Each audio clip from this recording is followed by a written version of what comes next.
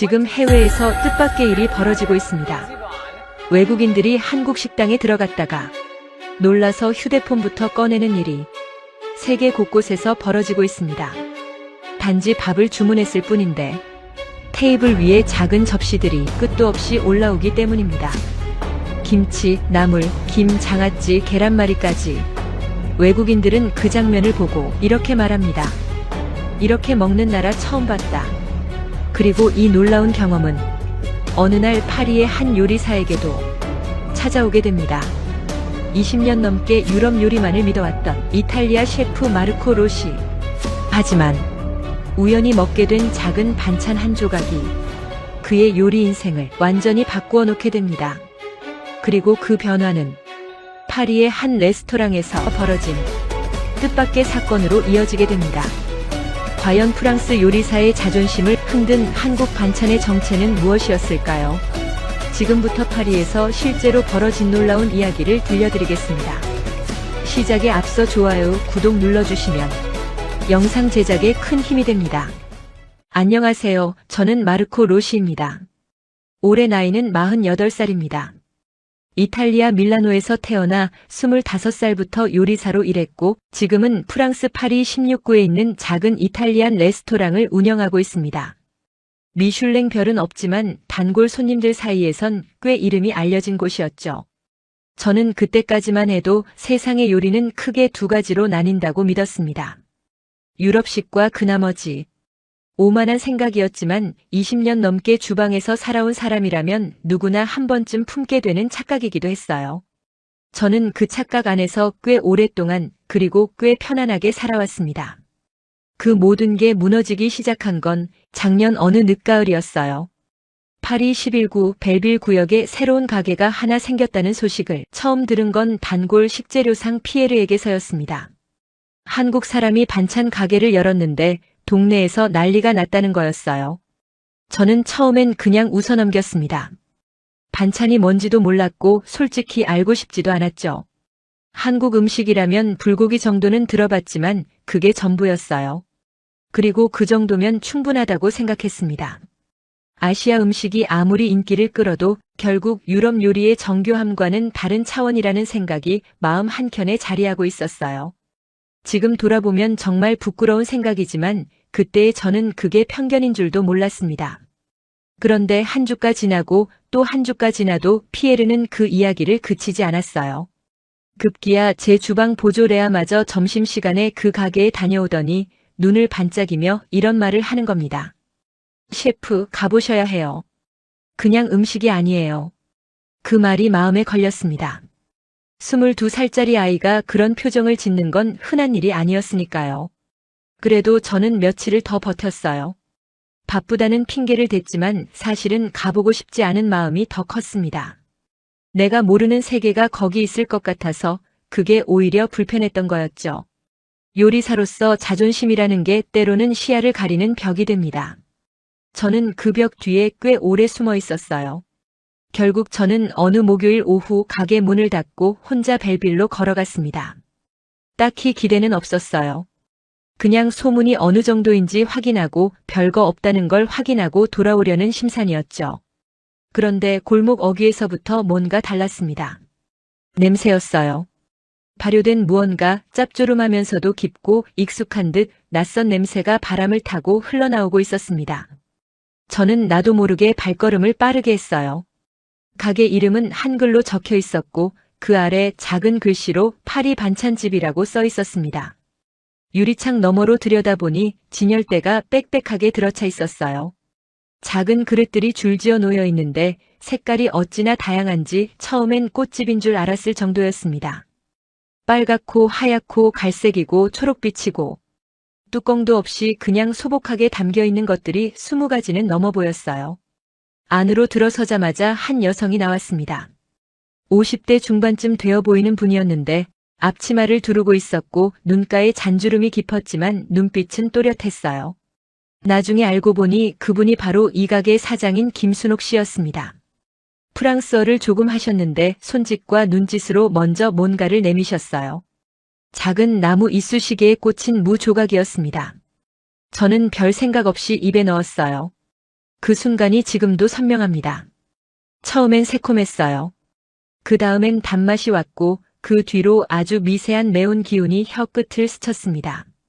그런데 그게 전부가 아니었어요. 뭔가 알 수 없는 깊이가 있었습니다. 그냥 맛있는 게 아니라 오랜 시간이 담긴 맛이랄까요. 발효의 시간이, 손맛이 그 안에 다 들어있는 것 같았어요. 저는 20년 넘게 요리사로 살면서 재료 하나에 이렇게 멈춰본 적이 없었습니다. 그런데 이상하게도 멈추는 동시에 다른 생각이 들었어요. 이건 그냥 절임무 아닌가? 기술이 있는 건지 아니면 그냥 오래 담가두면 되는 건지. 저는 그 생각을 붙잡으려 했습니다. 인정하고 싶지 않은 마음이 여전히 남아있었던 거예요. 맛있다는 건 알겠는데 그게 요리인지 아닌지 판단을 유보하고 싶었죠. 지금 생각하면 정말 우스운 자존심이었습니다. 김순옥 씨는 제 표정을 보더니 조용히 웃었어요. 그리고 다음 것을 내미셨습니다. 이번엔 짙은 갈색을 띤 나물이었어요. 고사리라고 했습니다. 간장과 참기름으로 무쳤다는데 향이 어찌나 진한지 한 입 먹자마자 눈을 감게 되더군요. 이건 도대체 무슨 조리법이냐고 물었더니 삶고 볶고 손으로 무쳤다고 하셨어요. 기계를 쓰지 않느냐고 다시 물으니 그러면 맛이 달라진다고 짧게 그리고 분명하게 말씀하셨습니다. 저는 그 말을 듣는 순간 뭔가 이상한 기분이 들었어요. 그건 제가 20년간 제 주방에서 수도 없이 해온 말과 똑같은 말이었거든요. 그날 저는 결국 진열대 앞에서 1시간을 보냈습니다. 하나씩 맛을 보면서 이건 뭐냐, 저건 어떻게 만드냐 계속 물었어요. 김순옥 씨는 귀찮은 기색 하나 없이 하나하나 대답해 주셨습니다. 된장에 박아 숙성시킨 깻잎, 멸치와 견과류를 볶아 만든 밑반찬, 오이를 소금에 절였다가 다시 양념한 것, 두부를 간장에 졸인 것. 조리법은 간단한 것들도 있었지만 하나같이 시간이 들어가 있었어요. 어떤 건 사흘, 어떤 건 일주일, 어떤 건 한 달이 넘게 걸린다고 했습니다. 그런데 그것들이 공짜였어요. 제가 잘못 들은 줄 알았습니다. 다시 물었더니 김순옥 씨는 당연하다는 표정으로 설명해 주셨어요.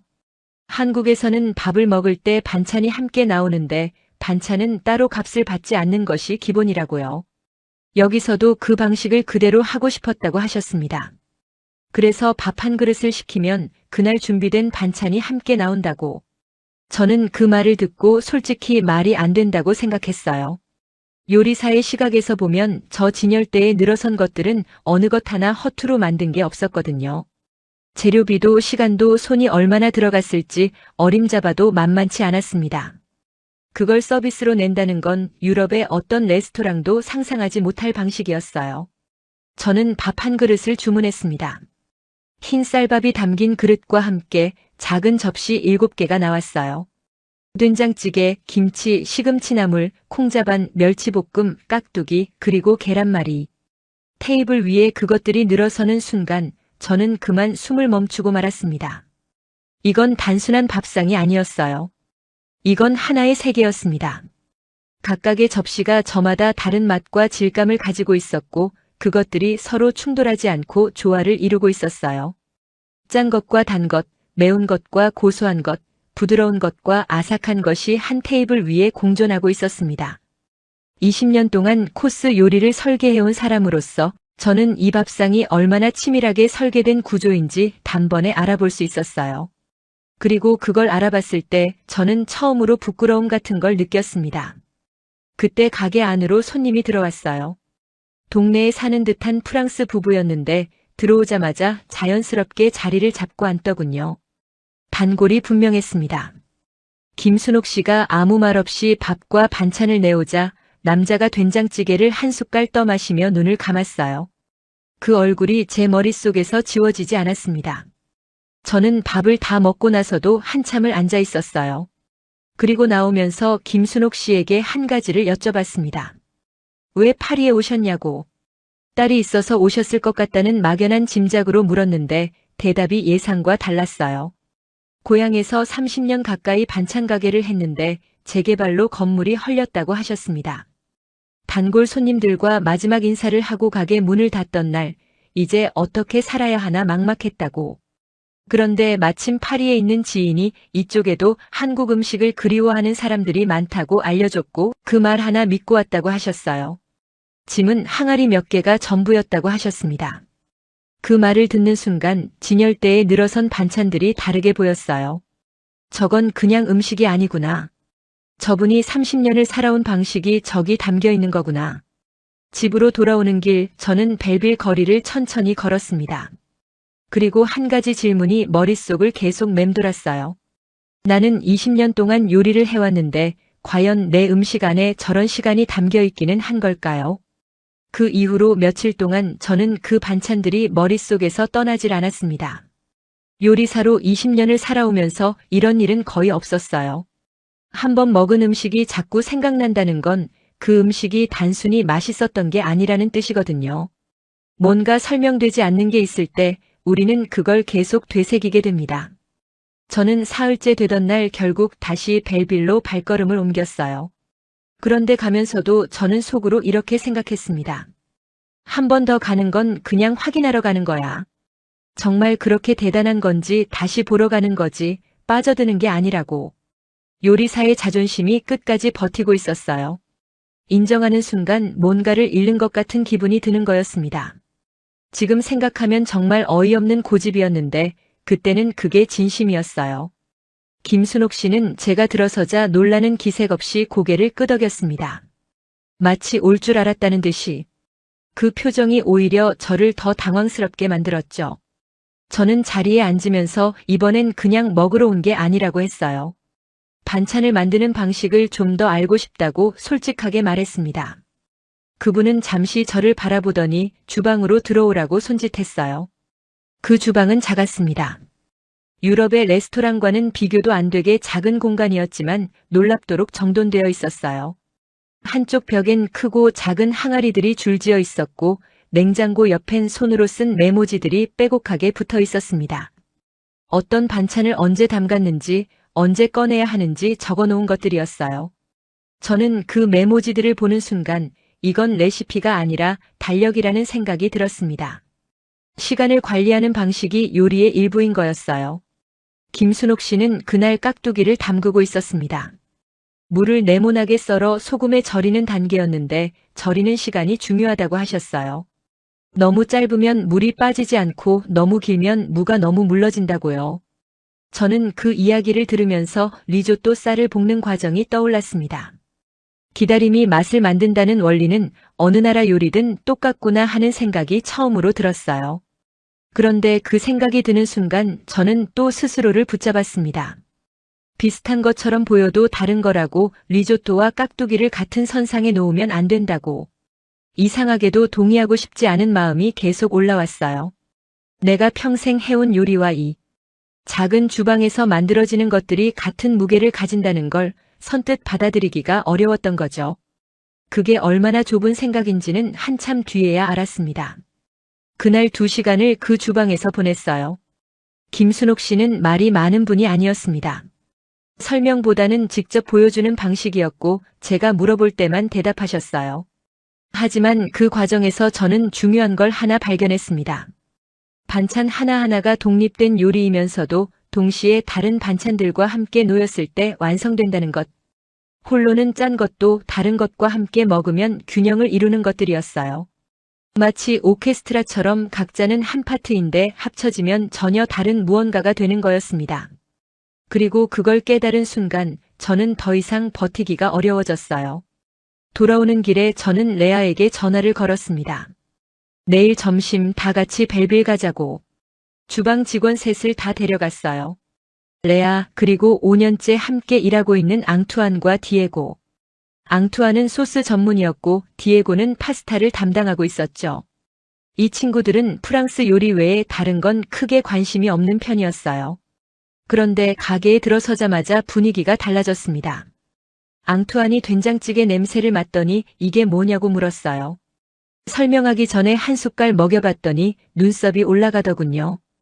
디에고는 콩자반을 집어먹고 나서 이게 단순히 콩을 졸인 건데 왜 이렇게 복잡한 맛이 나냐고 했습니다.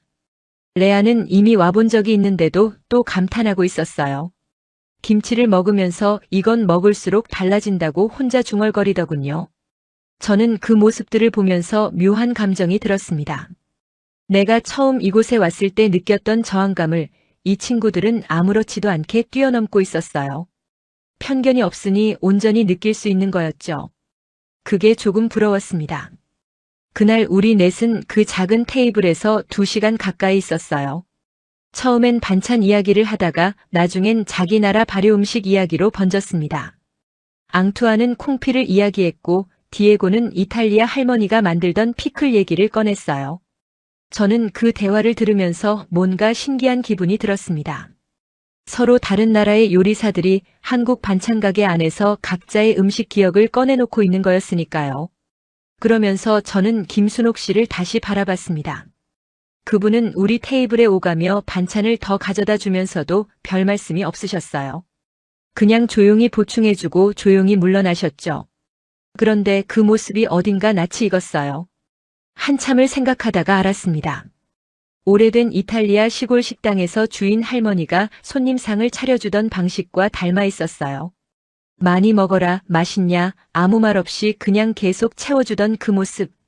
그게 다 같은 마음이었구나 싶었습니다. 그 이후로 우리 가게 직원들 사이에서 벨빌 반찬집이 화제가 됐어요. 레아는 퇴근하고 혼자 가서 포장해오는 날도 있었고 앙투아는 된장찌개를 3번이나 다시 먹고 왔다고 했습니다. 저도 어느새 일주일에 2번은 그곳에 들르고 있었어요. 가는 날마다 반찬 구성이 달랐습니다. 계절이나 재료에 따라 조금씩 바뀌었는데 그게 또 다른 궁금증을 만들어냈어요. 어느 날은 가게 안에 처음 보는 손님이 있었습니다. 30대 초반쯤 되어 보이는 동양계 여성이었는데 중국계 프랑스인인 것 같았어요. 반찬을 먹다가 눈물을 글썽이고 있었습니다. 김순옥 씨가 다가가서 괜찮냐고 물으니 그 여성이 이렇게 말했어요. 오래전에 먹어봤던 맛이랑 비슷한 것 같다고. 어릴 때 외할머니가 해주시던 거랑. 저는 그 장면을 보면서 말이 없어졌습니다. 이 반찬들이 그냥 음식이 아닌 거구나. 어떤 사람에게는 기억이고 어떤 사람에게는 그리움이구나. 그 생각이 드는 순간 저는 이 가게에 대해 전혀 다른 시각으로 바라보게 됐어요. 그리고 그제야 처음으로 솔직하게 인정할 수 있었습니다. 나는 지금까지 음식의 기술만 봐왔는데 이 가게엔 기술 너머에 무언가가 있다고. 그러던 어느 날 가게 앞에 뭔가 달라진 게 보였어요.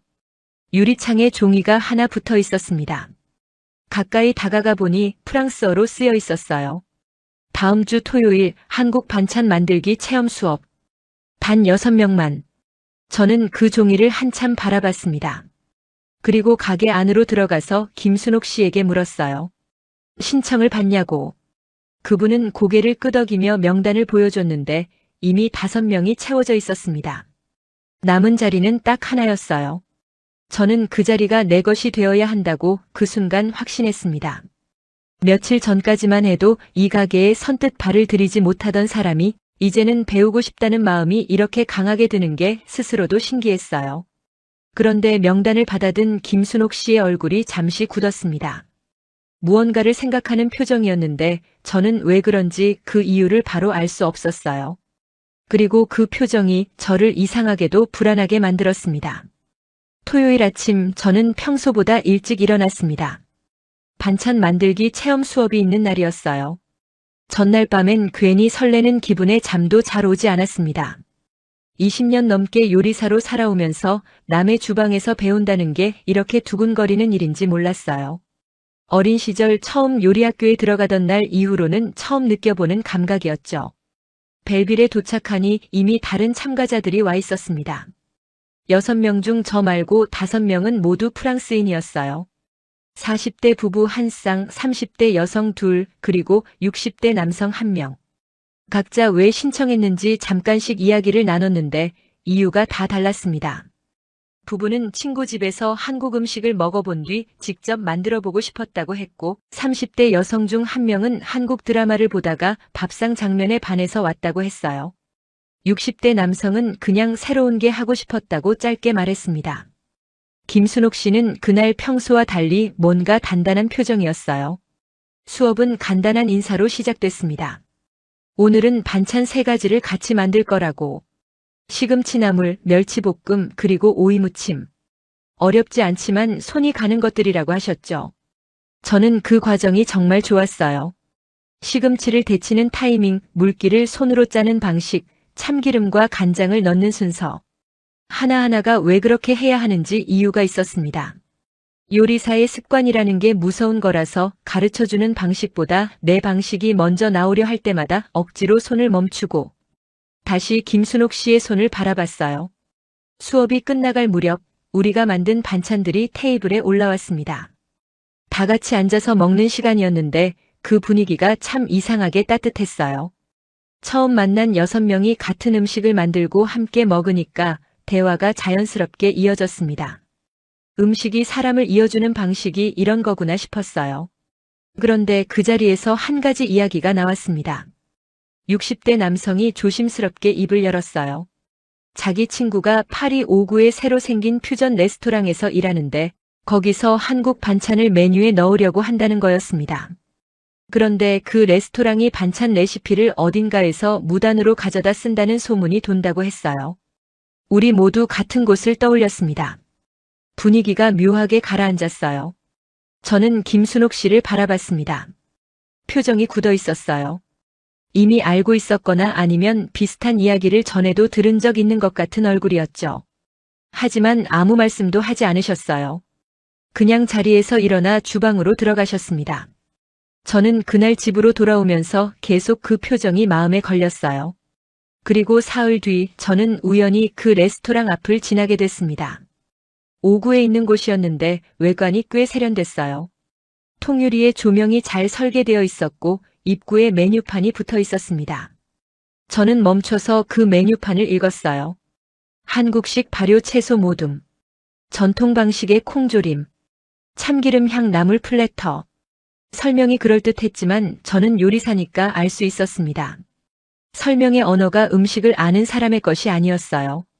가격을 보니 반찬 모둠 하나에 35유로였습니다. 김순옥 씨의 가게에서 밥 한 그릇과 반찬 7가지가 12유로인 걸 생각하면 뭔가 이상했어요. 저는 안으로 들어가 봤습니다. 나온 반찬들을 보는 순간 직감적으로 알았어요. 이건 제대로 된 발효가 아니었습니다. 색은 비슷했지만 향이 달랐고 질감도 달랐어요. 시간은 흉내낼 수 없다는 걸 요리사라면 알 수 있거든요. 그리고 플레이팅을 보는 순간 낯이 익다는 느낌이 들었어요. 구성 방식이, 색 배치가, 그릇 선택이. 이건 벨빌 반찬집의 구성을 그대로 옮겨놓은 거였습니다. 그날 밤 잠을 이루지 못했어요. 그런데 다음 날 아침 상황이 더 나빠졌습니다. 앙투안이 연락을 해왔어요. 그 레스토랑이 인스타그램에 새 게시물을 올렸는데 한국 전통 발효 요리 전문점이라는 문구와 함께 반찬 사진들이 가득했다는 거였습니다. 팔로워가 2만 명이 넘는 파리 음식 계정에서 소개까지 됐다고 했어요. 댓글엔 파리에서 진짜 한국 발효 음식을 먹을 수 있는 곳이 생겼다는 반응이 넘쳐났다고 했습니다. 저는 그 게시물을 직접 찾아봤어요. 사진 속 반찬들은 그럴듯하게 담겨 있었는데 설명 문구가 더 문제였습니다. 수십 년 전통의 비법을 재현했다는 말이 쓰여 있었어요. 그 비법이 누구의 것인지는 단 한 글자도 적혀 있지 않았습니다. 저는 손이 떨렸어요. 그날 바로 벨빌로 갔습니다. 김순옥 씨에게 그 게시물을 보여드렸어요. 그분은 화면을 한참 바라보다가 조용히 말씀하셨습니다. 2달 전부터 알고 있었다고. 그 레스토랑 관계자가 처음엔 협업을 제안하러 왔었다고 하셨어요. 함께 메뉴를 개발하자고 조언을 구하는 척 여러 번 찾아왔다고.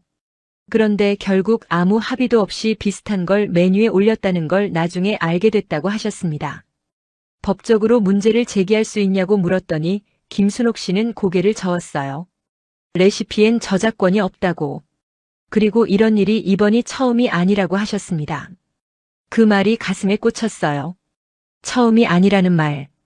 그분은 이미 여러 번 이런 일을 겪으셨던 거였어요. 그런데도 매일 아침 반찬을 만드셨던 거였습니다. 아무 말 없이, 아무 탓 없이. 저는 그 순간 뭔가 뜨거운 게 올라오는 걸 느꼈어요.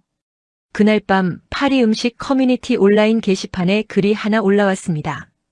5구 레스토랑의 단골이라는 사람이 쓴 글이었는데 그 집 반찬이 벨빌의 한국 가게 것을 그대로 흉내낸 것 같다는 내용이었어요.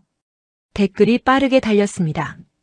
어떤 사람은 두 가게를 모두 가봤는데 구성이 너무 비슷하다고 했고, 어떤 사람은 직접 확인해 봐야 한다고 했어요. 분위기가 심상치 않게 흘러갔습니다. 김순옥 씨의 가게 단골 손님들 사이에서도 소식이 퍼졌어요. 다음 날 가게에 가보니 평소보다 손님이 많았습니다. 그중 몇몇은 온라인 글을 보고 왔다고 했어요. 표정들이 심각했습니다. 한 손님은 저한테 직접 다가와서 이대로 두면 안 된다고 했어요. 저도 같은 생각이었습니다. 집으로 돌아오는 길에 앙투안에게 전화를 걸었어요. 상황을 설명하면서 우리가 뭔가를 해야 할 것 같다고 했습니다. 앙투안은 잠시 생각하다가 한 가지를 제안했어요. 저는 그 제안을 듣고 멈춰섰습니다. 그건 제가 생각지도 못한 방법이었는데 동시에 지금 이 상황에서 가장 강력할 수 있는 방법이기도 했어요. 그리고 그게 현실이 된다면 오구의 그 레스토랑이 어떤 반응을 보일지 저는 상상조차 할 수 없었습니다. 앙투안의 제안은 간단했습니다. 우리 레스토랑에서 한국 반찬을 정식 코스로 선보이는 저녁 행사를 열자는 거였어요. 단 김순옥 씨가 직접 만든 반찬을 중심으로 우리는 그 옆에서 서포트만 하는 방식으로 요리사로서의 자존심을 내려놓고 이번만큼은 우리가 조연이 되자는 이야기였습니다. 처음엔 망설였어요. 우리 레스토랑은 이탈리안 레스토랑이었고 한국 음식을 전면에 내세우는 게 브랜드에 맞지 않는다는 생각도 들었죠. 하지만 앙투안의 말이 계속 마음에 걸렸습니다. 지금 오구의 그 레스토랑이 하고 있는 건 흉내내기예요. 우리가 하려는 건 소개하기고요. 그 차이가 전부입니다. 그 말이 맞았어요. 저는 다음 날 김순옥 씨를 찾아가 제안을 드렸습니다. 설명을 다 듣고 나서 그분은 한참 동안 아무 말씀도 하지 않으셨어요. 주방 쪽을 바라보다가 다시 저를 바라보다가 그러더니 조용히 물으셨습니다. 왜 그렇게 해주려고 하냐고. 저는 솔직하게 대답했어요. 처음 이 가게에 왔던 날 무 한 조각을 먹고 멈췄던 순간이 있었다고. 그게 단순히 맛 때문이 아니었다는 걸 이제는 안다고. 그 안에 시간이 있었고 방식이 있었고 30년을 살아온 누군가의 마음이 있었다고. 그걸 제대로 된 자리에서 제대로 된 사람들에게 보여주고 싶다고 했습니다. 김순옥 씨는 대답 대신 앞치마를 고쳐 매셨어요. 그게 승낙이었습니다. 행사 준비는 2주가 걸렸어요. 우리 가게 손님 명단에서 50명을 추려 초대장을 보냈고 파리의 한국 식재료 유통상을 통해 재료를 확보했습니다. 김순옥 씨는 그 2주 동안 매일 우리 주방에 오셔서 반찬을 준비하셨어요. 12가지였습니다. 계절 나물 3종류, 조림 2가지, 김치 2종류, 젓갈 하나, 볶음 2가지, 그리고 국 하나. 우리 주방 직원들은 옆에서 보조를 하면서 동시에 눈으로 배웠어요. 앙투안은 그 과정에서 말이 없어졌습니다. 원래 말이 많은 친구인데 김순옥 씨가 일하는 걸 지켜보면서 그냥 조용히 따라만 했어요. 나중에 물어봤더니 손의 속도와 힘 조절이 자기가 상상했던 것보다 훨씬 정교하다는 걸 보면서 함부로 끼어들기가 무서웠다고 하더군요. 그 말을 듣고 저는 웃었습니다. 저도 똑같은 기분이었거든요. 행사가 시작되기 전날 밤 오구 레스토랑에서 연락이 왔어요. 우리 행사 소식이 파리 음식 커뮤니티에 퍼진 모양이었습니다. 내용은 짧았어요. 자신들도 한국 음식에 관심이 많은데 함께 이야기를 나눌 수 있겠냐고. 저는 그 메시지를 읽고 한참 생각했습니다. 화가 남아 있었냐고 묻는다면 솔직히 조금은 있었어요. 하지만 그것보다 더 강하게 든 생각이 있었습니다. 일단 행사부터 치르자고. 그 이후에 생각하자고. 행사 당일 우리 레스토랑은 평소와 다르게 꾸몄어요. 이탈리안 레스토랑 특유의 세팅 대신 테이블마다 작은 그릇들이 줄지어 놓였습니다. 손님들이 들어서면서 하나같이 멈칫했어요. 익숙한 공간이 낯선 풍경이 된 거니까요. 그런데 그 낯설미 불편함이 아니라 호기심으로 이어지는 게 표정에서 보였습니다. 김순옥 씨는 그날 처음으로 홀에 나오셨어요. 저는 간단하게 소개를 했습니다. 파리 벨빌에서 한국 반찬 가게를 운영하시는 분이라고, 고향에서 30년을 반찬 가게로 살아오셨다고, 오늘 이 자리를 위해 12가지 반찬을 직접 준비해 주셨다고. 박수가 나왔어요. 그분은 살짝 고개를 숙이셨는데 그 짧은 인사가 어쩐지 오래 기억에 남았습니다. 식사가 시작됐어요. 처음엔 모두 조심스럽게 젓가락을 들었습니다. 유럽 사람들이니까 포크도 함께 들였지만 신기하게도 대부분 젓가락에 손이 먼저 갔어요. 서툴러도 젓가락으로 집어보려는 시도 자체가 이미 마음이 열려있다는 신호였죠. 그리고 15분쯤 지났을까요? 소리가 달라지기 시작했습니다. 조용히 먹던 사람들이 옆 사람에게 말을 걸기 시작했어요. 이게 뭐냐고, 이건 어떻게 만드는 거냐고. 김순옥 씨가 테이블을 돌면서 하나하나 설명하셨어요. 프랑스어로 천천히 정확하게. 그분의 프랑스어 실력이 완벽하진 않았지만 설명을 듣는 사람들은 아무도 그걸 불편하게 여기지 않았습니다. 오히려 더 집중해서 들었어요. 그 장면을 보면서 저는 주방 입구에서 혼자 멈춰 섰습니다. 언어가 달라도 음식이 연결해주는 게 있구나. 말이 부족해도 맛이 이어주는 게 있구나. 그 생각이 드는 순간 이상하게 눈시울이 뜨거워졌어요. 요리사가 되고 싶다고 처음 마음먹었던 게 언제였는지 기억이 났습니다. 음식으로 사람들을 연결하고 싶었어요. 그런데 언제부터인가 저는 요리의 완성도에만 집중하고 있었던 것 같았습니다. 사람보다 접시를 더 오래 들여다보고 있었던 거죠. 식사가 끝날 무렵 한 손님이 손을 들었어요. 단골 중에서도 오래된 손님인 베르나르였습니다. 70대의 작가였는데 원래 말수가 적은 분이에요. 그런데 그날은 뭔가 하고 싶은 말이 있는 표정이었습니다. 자리에서 일어나 김순옥 씨를 바라보며 이렇게 말했어요. 오늘 먹은 음식들이 각각 다른 맛인데 함께 놓이면 하나의 이야기가 되는 것 같았다고. 음식이 이렇게 서사를 가질 수 있다는 걸 처음 알았다고. 홀이 조용해졌습니다. 김순옥 씨는 그 말을 듣고 잠시 눈을 내리깔았다가 고개를 들어 말씀하셨어요. 한국에서는 혼자 먹는 밥상이 없다고. 반찬이 여러 개인 건 그만큼 함께 먹는다는 뜻이라고. 한 가지만 있으면 혼자 먹는 거고 여러 가지가 있으면 나눠 먹는 거라고. 그래서 반찬이 많을수록 더 많은 사람이 함께 한다는 의미라고 하셨습니다. 그 말이 홀 안에 오래 남았어요. 행사가 끝나고 며칠 뒤 오구 레스토랑 셰프와 만났습니다. 세 사람이 앉았어요. 김순옥 씨와 저 그리고 그 셰프. 긴 이야기를 나눴습니다. 처음엔 어색했지만 음식 이야기가 나오면서 분위기가 달라졌어요. 그 셰프도 결국 음식을 사랑하는 사람이었습니다. 방식이 틀렸을 뿐. 그 자리에서 앞으로는 출처를 밝히고 김순옥 씨의 이름을 메뉴에 함께 표기하기로 했어요. 완벽한 해결은 아니었지만 시작은 됐습니다. 저는 지금도 일주일에 한 번은 벨빌에 갑니다. 가서 밥 한 그릇을 먹고 그날의 반찬이 뭔지 보고 가끔 주방 일을 거들기도 해요. 요리사로서 배울 게 아직도 많이 남아있거든요. 기술이 아니라 마음쪽으로. 그날 처음 무 한 조각을 입에 넣고 멈췄던 순간부터 저는 조금씩 바뀌어왔던 것 같아요. 음식을 만드는 사람으로서 나는 지금 무엇을 담고 있는가? 완성도인가, 시간인가, 아니면 함께 먹는 누군가를 향한 마음인가? 그 질문이 지금도 제 주방 안에 걸려 있습니다. 반찬이 여러 개인 건 그만큼 함께 먹는다는 뜻이라고 했던 김순옥 씨의 말이 자꾸만 떠올라요. 저는 그 말을 들은 날 이후로 혼자 밥을 먹는 날이 줄었습니다. 누군가와 함께 먹고 싶어졌거든요. 함께 먹을 때 상대방이 뭘 좋아하는지를 먼저 생각하게 됐어요.